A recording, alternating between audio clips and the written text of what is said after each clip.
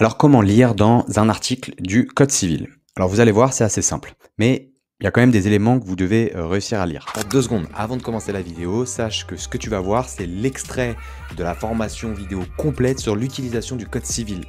Dans cette formation, je te montre plein de choses. Je te montre par exemple comment exploiter toute la jurisprudence sous les articles pour résoudre n'importe quel type d'exercice juridique. Je te montre aussi comment retrouver par exemple toutes les réformes qu'a subi un texte de loi. Et je te montre aussi comment mémoriser la structure de ton code civil pour gagner du temps le jour de l'examen et éviter de perdre du temps à feuilleter ton code civil pour rien. Alors la formation complète est disponible sur notre site aide-td.com, mais tu as aussi accès à plein d'autres cours, plein d'autres formations de méthodologie, des fiches de révision détaillées, des mind maps pour mémoriser, des QCM pour tester, des corrections détaillées, et même une aide personnalisée pour t'aider. Bref, tout ce qu'il faut pour réussir ta licence de droit, mais pour l'instant, on se concentre sur cette vidéo. C'est parti. Alors d'abord, la position de l'article dans le code. Ça, c'est important parce que ça vous permet de comprendre le contexte dans lequel s'insère l'article en question. Donc parfois, c'est très important en commentaire d'arrêt, en dissertation, etc., pour avoir un peu plus de contexte sur l'article quand vous n'êtes pas certain de ce à quoi il fait référence. Donc si vous n'avez pas ici le plan du code civil juste avant, vous revenez quelques pages avant et vous l'aurez. Sinon, vous pouvez regarder aussi dans le sommaire pour voir le sommaire et voir où se trouve l'article, le sommaire du code civil. Donc là, on est livre premier, donc on verra après comment est construit le code civil, rassurez-vous, on va l'étudier. Livre premier des personnes. Je vous rappelle que le code civil est bâti sur la summa division entre les personnes et les biens, principalement. Donc là, on est dans les personnes. Évidemment, c'est l'article sur le droit au respect de la vie privée. Et on est dans le titre premier des droits civils. Et on n'a pas de section. Parfois, sous les titres, vous avez encore des chapitres, alors peut-être plus des chapitres, je sais plus, on le verra après, mais vous avez en tout cas des sections. Là, ici, on a rien d'autre. Donc, ça nous donne quand même des informations. Ensuite, donc on a les numéros, article 7, article 8, article 9. Tous les articles sont numérotés.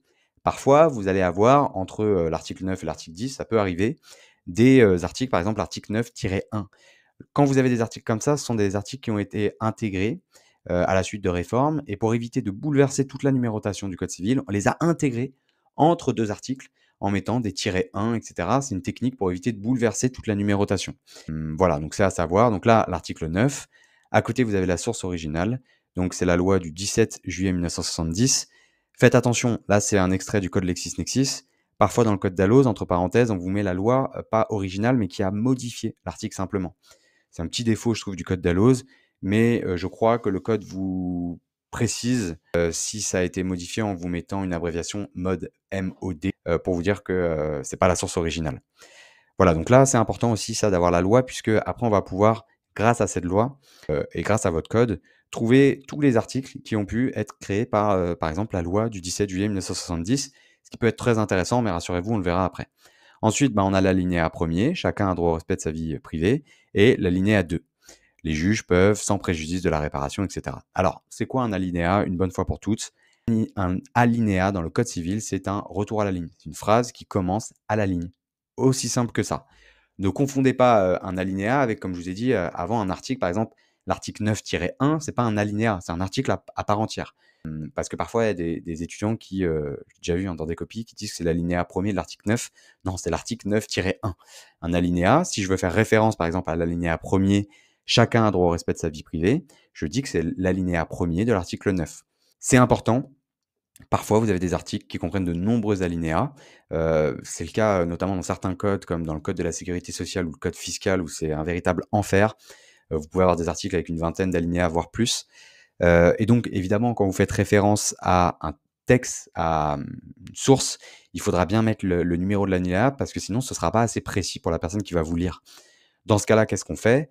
On met entre parenthèses, et on va mettre, par exemple, si je voulais citer là l'article 9 alinéa 1er du code civil, je mets code civ, donc je mets c.civ, art pour article, A-R-T, et ensuite je mets 9 pour article 9, virgule, al, donc al point, premier.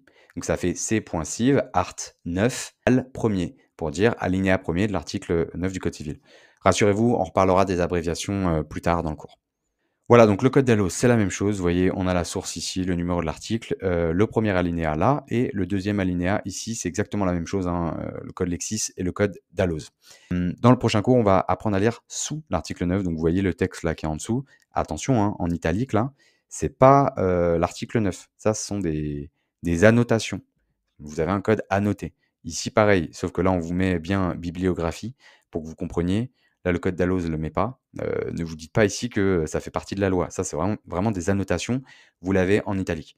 Dans le cours prochain, on va apprendre à lire tout ça.